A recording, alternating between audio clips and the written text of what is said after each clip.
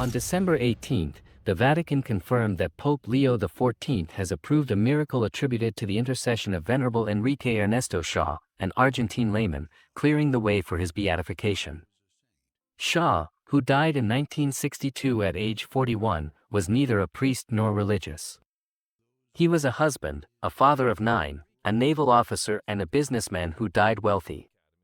Born in 1921 to an Argentine family, Shaw grew up amid privilege but chose a path marked by discipline, service and prayer. He spent most of his childhood in Argentina, but lived for 1 year in the United States with his father and brother after his mother died when he was 4.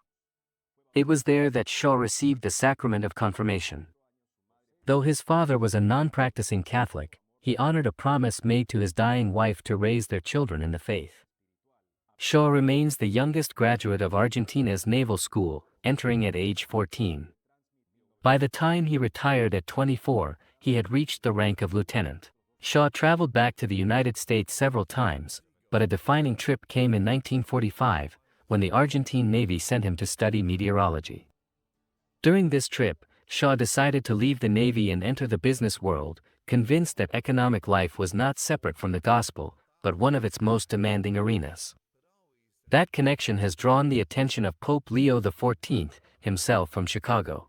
In a message to Argentina's annual industrial conference, the Pope wrote that Shaw's life demonstrates it is possible to be both a businessman and a saint, that economic efficiency and fidelity to the gospel are not mutually exclusive, and that charity can penetrate even industrial and financial structures. Shaw founded Argentina's Christian Association of Business Executives. He also helped found his country's pontifical university. At the same time, he became CEO of his wife's family business, Regalo Glassworks, fathered 9 children, headed the men's branch of Catholic Action in Argentina and helped found the local Caritas office. At Regalo, Shaw established a pension fund and healthcare system for the company's 3,400 workers, providing medical care, financial support in case of illness and loans for major life events. All this took place before Shaw died of cancer at 41, after a 6-year battle. Over 250 workers donated blood to help the man who knew them by name, regularly asked about their families and carried a small notebook to record their needs. Shortly before his death, Shaw thanked them, "I can tell you that now almost all the blood that runs through my veins is workers' blood. I am thus more than ever identified with you, whom I have always loved and considered, not as mere executors, but also as executives." Shaw understood business not as a profit machine, but as a community of persons.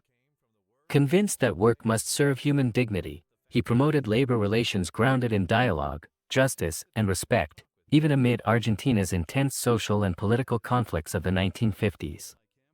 His convictions led to concrete decisions.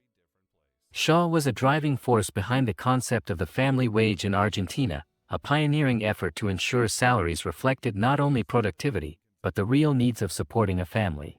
For Shaw, wages could never be abstract numbers, they had to make a dignified life possible. His public fidelity to the faith came at a cost. In 1955, during severe religious persecution following the burning of churches and confrontation between the state, led by President Juan Domingo Perón, and the church, Shaw was arrested twice for his involvement in Catholic Action. He endured opposition with serenity, never separating personal piety from public responsibility.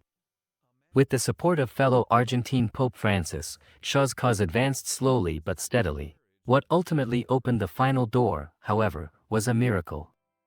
On June 21, 2015, a 5-year-old boy suffered a devastating head injury after being kicked by a horse near Buenos Aires.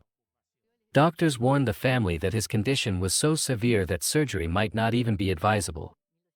Faced with a grim prognosis, the parents entrusted their son to Shaw's intercession.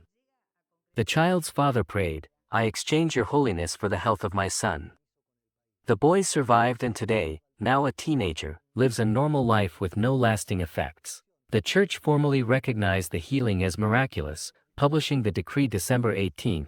With Pope Leo's approval, Shaw's life offers a concrete answer to one of Christianity's enduring tensions: how wealth, power, and responsibility can be lived without losing one's soul. Please visit and subscribe to our channel for more good videos like this one.